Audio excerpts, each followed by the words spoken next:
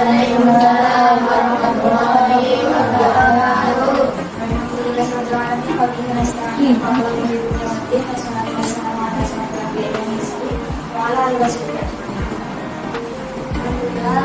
Sekarang kita udah mulai memasuki pertemuan ketiga ya. Kemarin ada beberapa materi yang udah kita bahas. Selanjutnya kita akan membahas tentang pendidikan anak dalam sakit hadis. Nah, sebelumnya kenapa kita kesini cuma berempat? Karena yang ada sama ayah yang satunya itu lagi ada kendala, lagi ada acara keluarga. Maaf juga ya tadi Pak, kita itu telat karena yang pertama itu dari Karawang, ada yang dari Cikampek, ini jarak yang jauh. Kalau yang dari Cikampek itu sudah jam,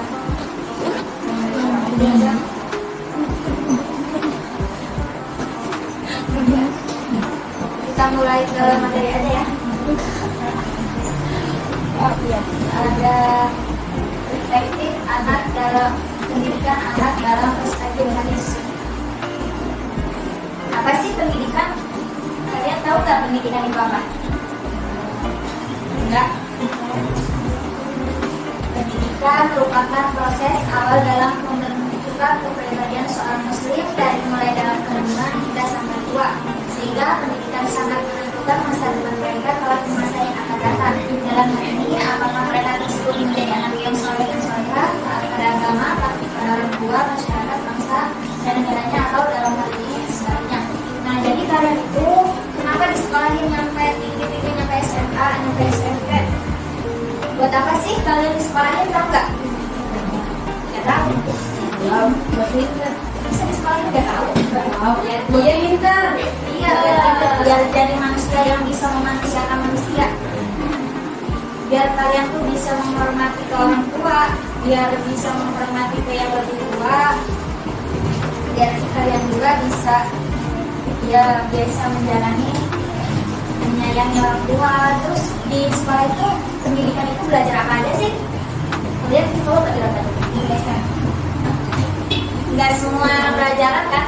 Maksudnya nggak pelajaran terus yang belajar, yang diajar tuh. Pasti kalian juga diajar tata krama, diajar adab kan? Sama guru juga kan? Di sini juga kalian di ngaji di sini di pesantren diajarin tata krama, diajarin adab biar bisa jadi manusia yang bisa memuliakan adab. Kalian tuh sering gak sih ke orang tua tuh melawan? Sering gak? Ada cuma ya. Boleh ya, kita nggak diajarin buat nada bicara kita, intonasi bicara kita sama orang tua yang meningkat saat juga kita nggak boleh, harus lebih rendah nada bicaranya sama orang tua. Nggak boleh kalian orang tua membentak, mama mau beli ini, mama mau beli itu. Begitu ya. Kalau misalkan kalian mau beli sesuatu harus ngumpulin uang dulu. Kalau misalkan orang tua kalian nggak punya uang, ya kalian harus ngumpulin uang dulu. Lalu kalian bisa beli.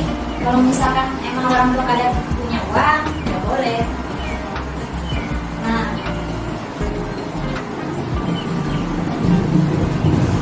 ini ada hadis. Siapa yang mau baca? Yang mau baca kan?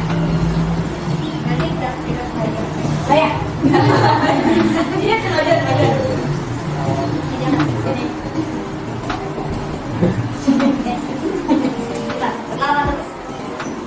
Assalamualaikum warahmatullahi wabarakatuh. Waalaikumsalam warahmatullahi wabarakatuh. Perkenalkan, nama saya Dani Hidayat. Monggo, ini nggak apa-apa lah. Saya nama Kebalil.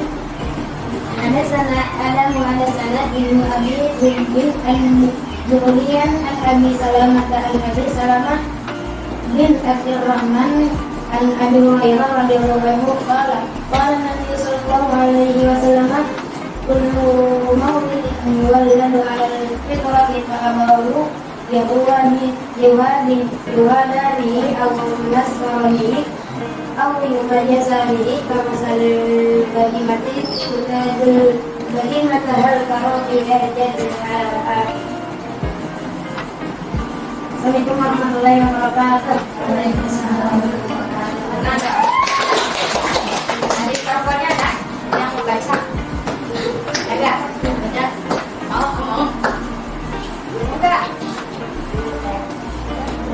Selanjutnya, yang artinya telah menceritakan kepada kami Ibnu Abu Dhabi dari Al-Duri dari Abu Salamah bin Abdul Rahman dari Abu Hurairah radhiyallahu anhu berkata, Nabi Shallallahu alaihi wasallam bersabda, setiap anak dilahirkan dalam keadaan fitrah, kemudian kedua orang tuanya lah yang akan menjadikan anak itu menjadi Yahudi, Nasrani atau Majusi sebagaimana binatang ternak yang melahirkan binatang ternak dengan sempurna. Apakah kalian melihat ada cacat padanya? Hadis riwayat Bukhari nomor 1296. Maksud dari ini tuh, anak itu dilahirkan dalam keadaan fitrah. Maksudnya mana sih fitrah tuh? Ada yang tahu nggak? Wah, yang ada cuti ya. Kan dalam keadaan suci. Nah, di sini juga kemudian kedua orang tuanya lah yang akan menjadikan anak itu menjadi Yahudi, Nasrani atau Majusi. Gimana tuh maksudnya? Ibadah. Ibadah itu ya. Maksudnya gimana anak itu jadi anak baik gitu atau menakal gitu pilihan? Iya. Nah, ya bisa jadi kayak gitu juga ya. Soal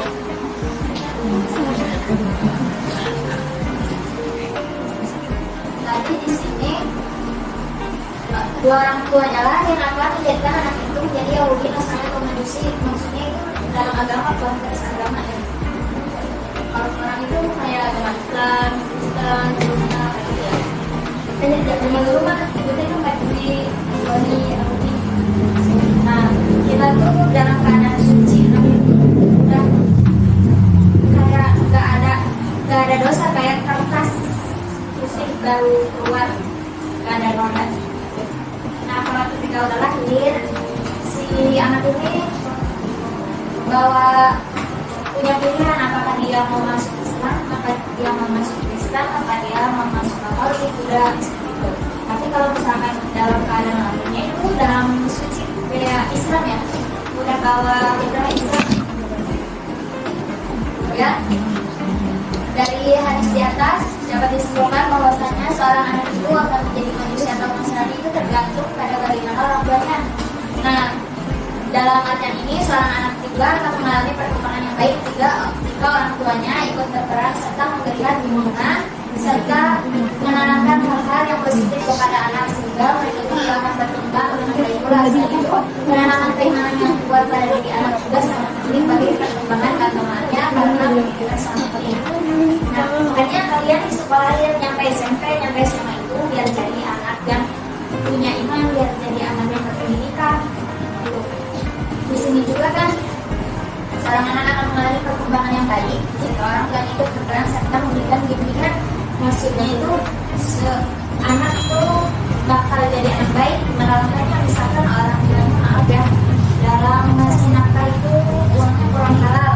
Nah, si anak itu bisa jadi nakal karena yang dimakan dia itu yang dikasih nafkah, yang bapaknya ngasih nafkah itu uangnya uang haram. Kenapa sih anak-anak itu bandel? Kenapa sih anak itu nggak nurut? Ya bisa jadi yang pertama ada dari orang tuanya, pola asuh orang tuanya yang salah. Terus kedua, lingkungan anaknya. Apakah lingkungan anaknya udah benar? Atau malah temannya ada yang ikut mabok, ada yang ikut minum-minuman, kalian sama teman kayak frekuensi. Jadi aku mau ikut aja deh juga ikut. Jangan ya. Kalian kalau misalkan punya teman yang kurang baik akhlaknya, gak usah dijadiin teman ya. Kalian juga sama teman harus pilih-pilih gimana teman itu bisa bawa baik buat kita atau enggak. Karena kayak gitu tuh bisa mengaruhi kita juga. Kalau teman kita baik ya kita juga bakal baik. Kalau misalkan teman kita nggak baik akhlaknya, kita juga gak bakal baik. Kalau misalkan ada bahasa, kalau kita berteman sama orang yang jualannya, kita juga bakal ikut wangi. Ingat, soalnya kita juga bertemannya sama yang bagus.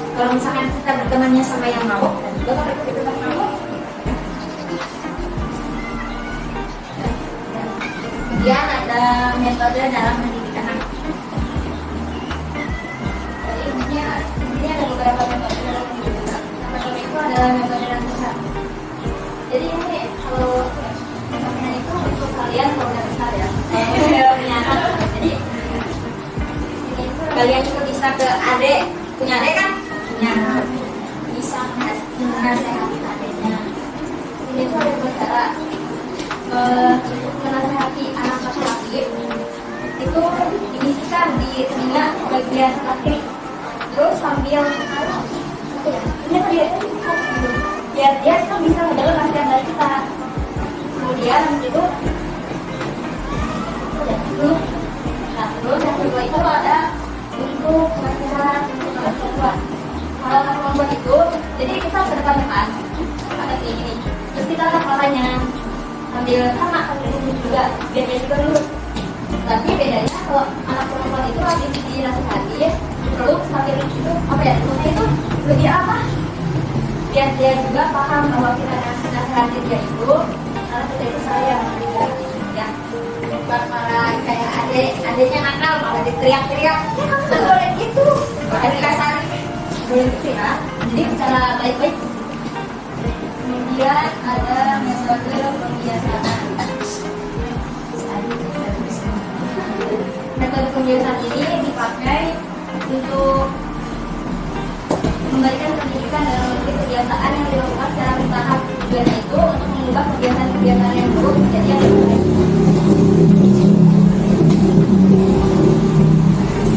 Kemudian ada metode pemberian hukuman. Nah ini buat yang ada nakal ya.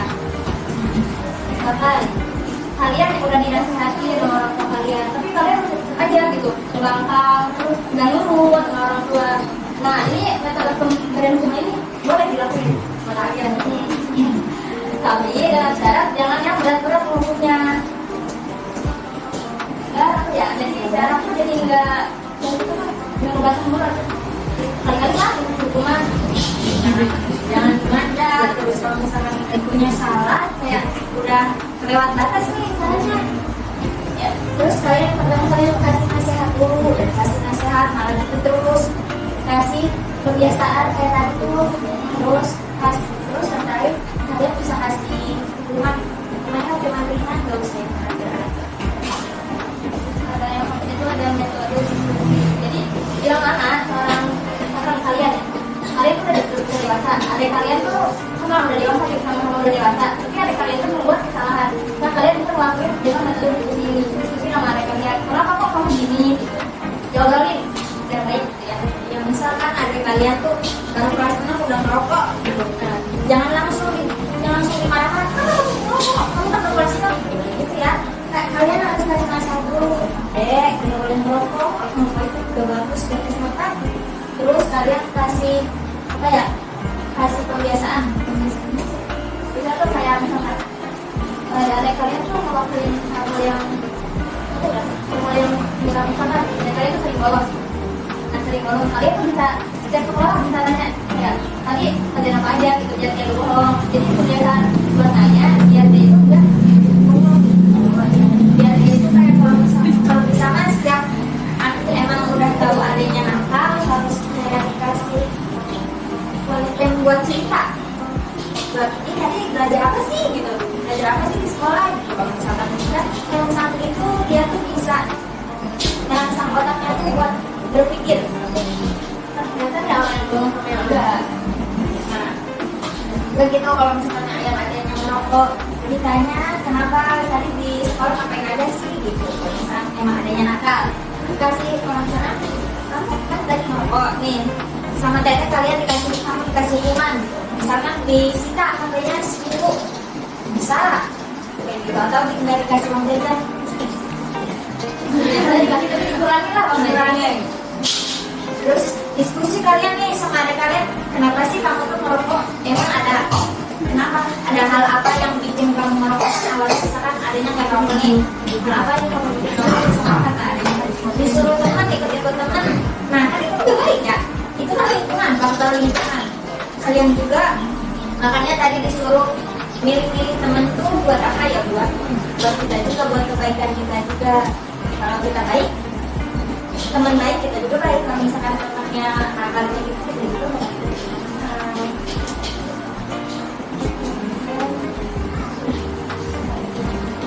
Saya pernah dengar ya, ini dari Ustaz Adi saya tahu. Tahu kan? Di sini ada 3 tahapan dalam mendidik anak. Yang pertama itu ketika anak masih kecil, karena kasih sayang. Kemudian kalau si anak sudah masuk SD sampai SMP, itu kurangi kasih sayangnya, lakukan perintah. Karena kalau dilakukan kasih sayang terus, nanti si anak itu bakal jadi nganggur. Jadi kurangi kasih sayangnya, lakukan perintah. Terus yang ketiga itu ada ketika dia memasuki masa dewasa, emang lah ya, maka jadikanlah dia teman. Perintahnya kurangi, janjinya kurangi, sayangnya tetap ada, tetapi cuma dijadikan dia teman, ajak sebagai teman diskusi. Karena kalau dicerita dia bisa jadi paham gitu. Sebab dalamnya orang yang udah dewasa itu tidak ada gitu. Misalkan ya, bapaknya nih, dia salah, tapi bapaknya itu belum siap-siap. Nanti akan balik lagi, bapaknya belum siap-siap. Itu bukan kan? Mulai lagi kalian juga gitu ya? Enggak ya, nggak boleh. Baik. Jadi intinya kalau semakin anak semakin dewasa itu kurangin sayangnya agar dia jadi manja gitu. Banyak kan ya? Bedanya. Nah kalau kita udah dewasa bisa juga butuh tempat cerita ya.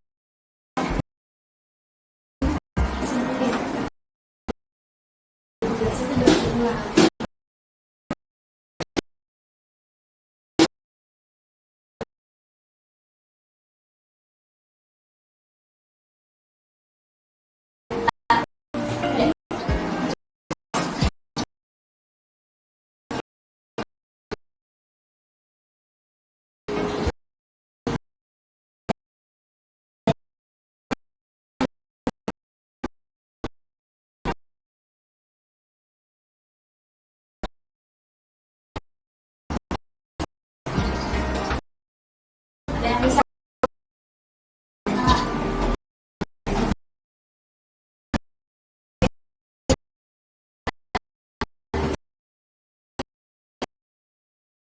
jawab pertanyaan aja ya. Jadi kesimpulannya, anak adalah sifat terbesar yang diberikan oleh Allah kepada bangsa manusia sebagai pemimpin mereka.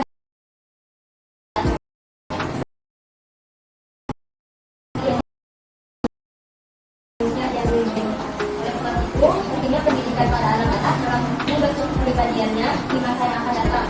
Sehingga dalam hal ini pendidikan adalah tugas yang paling berat bagi orang tua, karena orang tua akan dalam mendidik anak agar menjadi anak.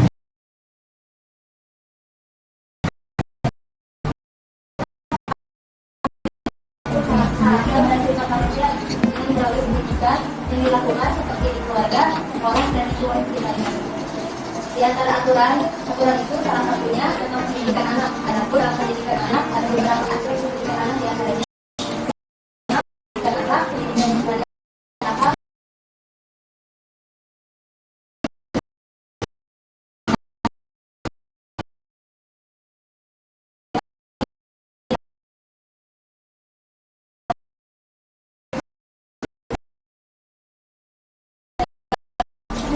nasihat, kebiasaan, terus metode hukuman, dan yang terakhir metode hukum. Nah, ada yang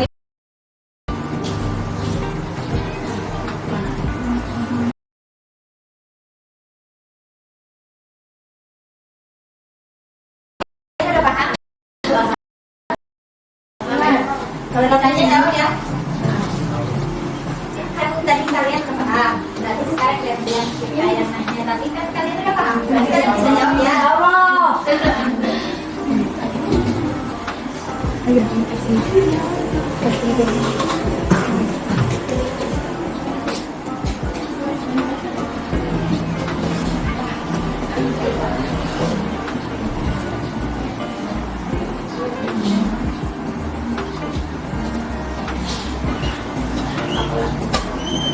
Tadi yang tadi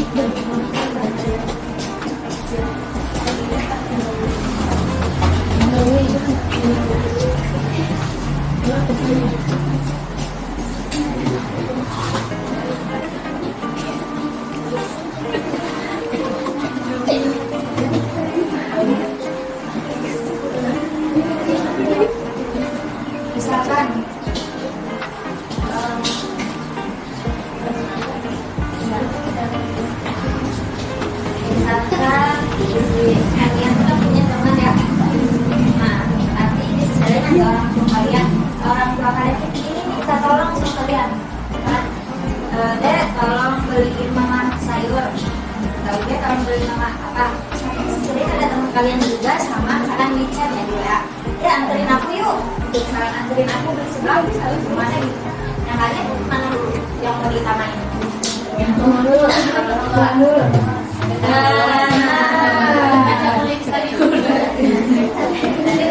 Kemarin dulu deh ngomong tidur. Udah harus orang tua dulu ya, harus orang tua yang diutamain dulu sebelum dengan kalian. Karena bagaimanapun orang tua itu orang tua kalian yang melahirin kalian, yang ngandung kalian cuma 9 bulan.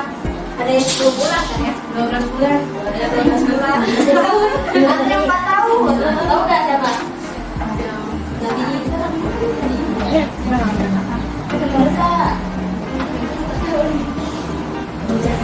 Biasa ya kalian sama orang tua nggak boleh membantah kayak disuruh orang tua harus mau ya.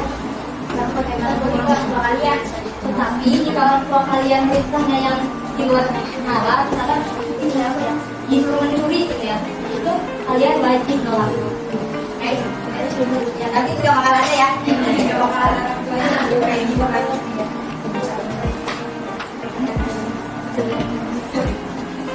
Ingat nggak ada berapa metode dalam hidup kita? 4. Ini saya jawab. Jangan deh. Apa? Nama. 1. Nasihat. Ya. Diskusi. Ya. Kebiasaan. Ya.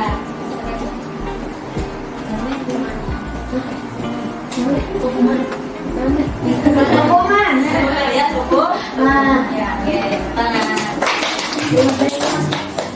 yang mau tanya nggak? Ada yang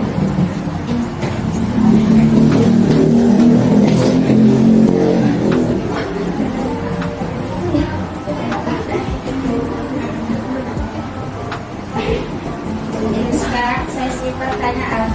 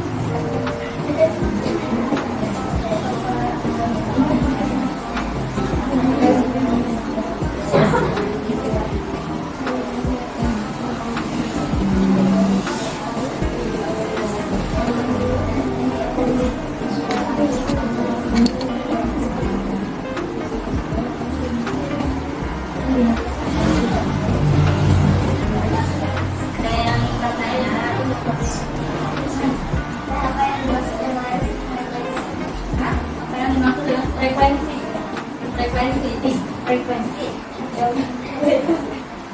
Terus lagi.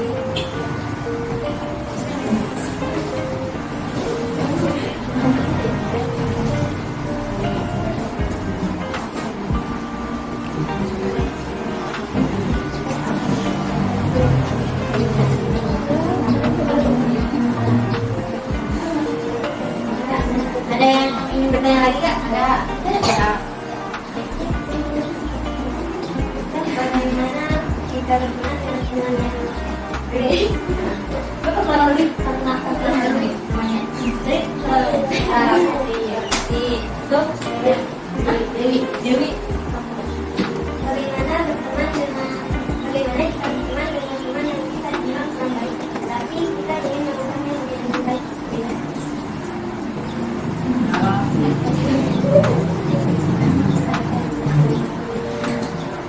Bagaimana jika kita ingin berteman dengan teman yang kurang baik, kita berteman dengan teman yang kurang baik. Nah, kita bergabung ke situ ingin merubahnya, jadi lebih baik.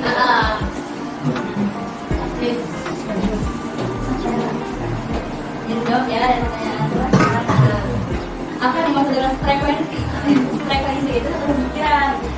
Jadi atau jalan lah ya kalau jalan kita bahas satu soal. Karena udah cocok nah itu paham enggak paham paham ya dapat ada dari sebelum yang terkait itu jadi semua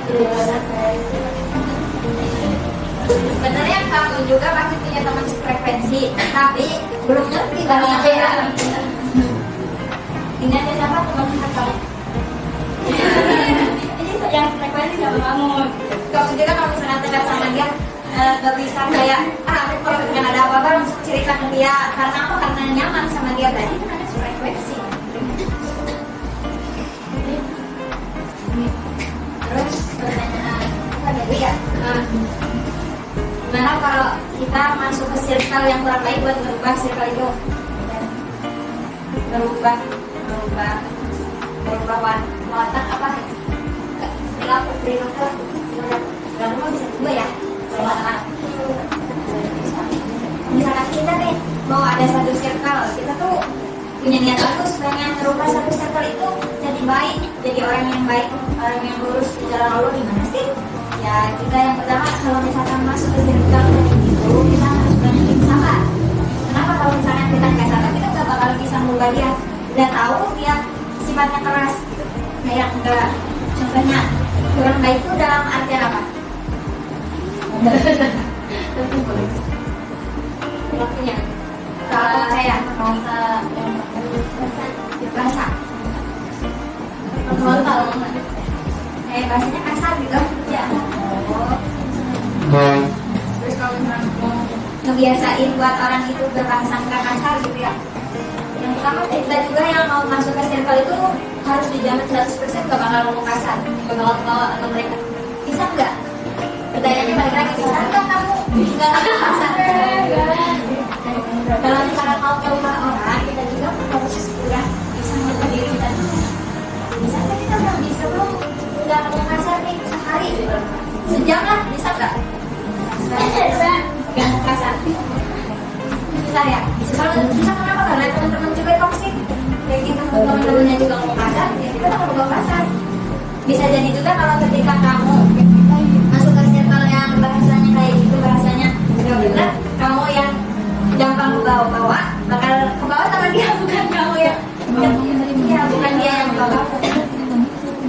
Tapi kalau misalnya ada yang ngomong ya usahain diri kita dulu, kita udah bisa merubah diri kita nggak bakal ke bawah, bisa merubah mereka satu persatu perlahan harus sabar.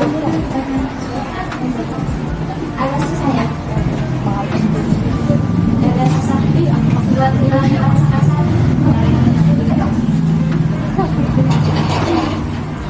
ya. Gimana? Cukup?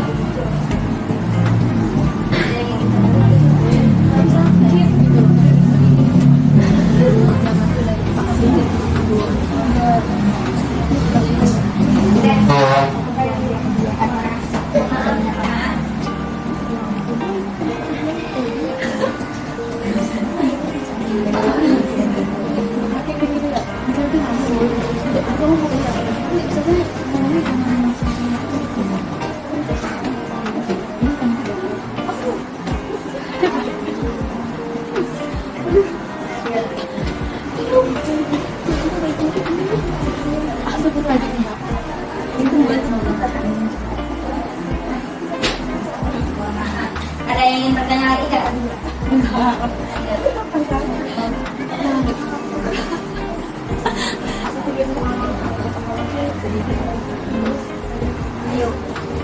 Gimana ada yang bertanya lagi? Cowok? Dari cowok atau dari cowok?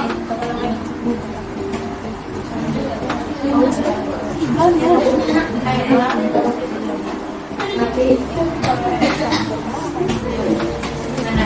Ada yang bertanya lagi kak? Iya, coba dari cowok. Terus dia juga.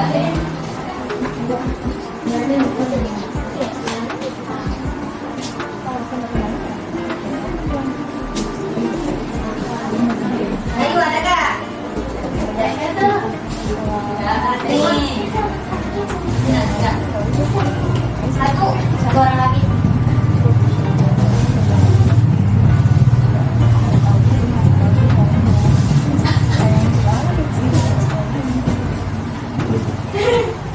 Gak ada ya? Gak ada.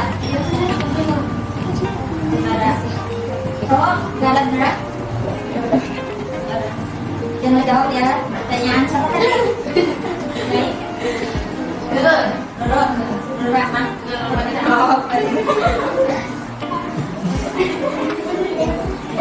Apa yang dimaksud dengan konaan tidak? Sebelumnya ada yang tahu konaan itu apa? Nah, terus jadi apa lagi konaan itu? Gimana? Tahu nggak?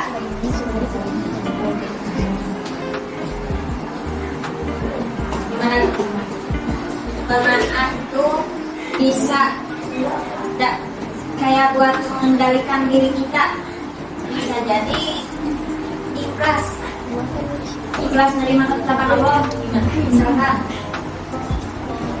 orang yang memiliki sifat wana itu berpendirian bahwa apa yang dialami dalam diri kita itu emang karena Allah. Kita itu bisa menerima takdir karena bisa bilang ikhlas. Terus kamu nggak contohnya gimana? Contoh orang yang punya sifat wana itu gak bakal ngerasain, gak bakal sirik ke orang lain yang lebih dari kita. Orang yang punya sifat wana itu bisa kayak melihat orang yang senang itu kita juga senang. Melihat orang yang kayak wah dia udah punya misalkan udah punya HP baru nih, jadi kita senang. Kalau nggak ini kalau beda kalau misalkan ada teman kita yang punya barang baru itu tuh kayak terima kasih cuma kayak gitu aja. Nah itu nggak ada sifat konaan dalam diri kita, masih ada ini dalam diri kita. Itu ya gimana gambarnya? Bisa gimana tadi?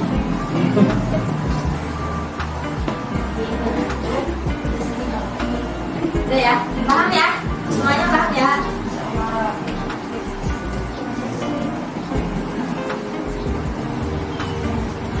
Alhamdulillah, mungkin pertemuan kali ini dicukupkan sekian. Mohon maaf apabila ada kesalahan kata atau tutur bahasa yang kurang baik. Dimaafkan. Wassalamualaikum warahmatullahi wabarakatuh.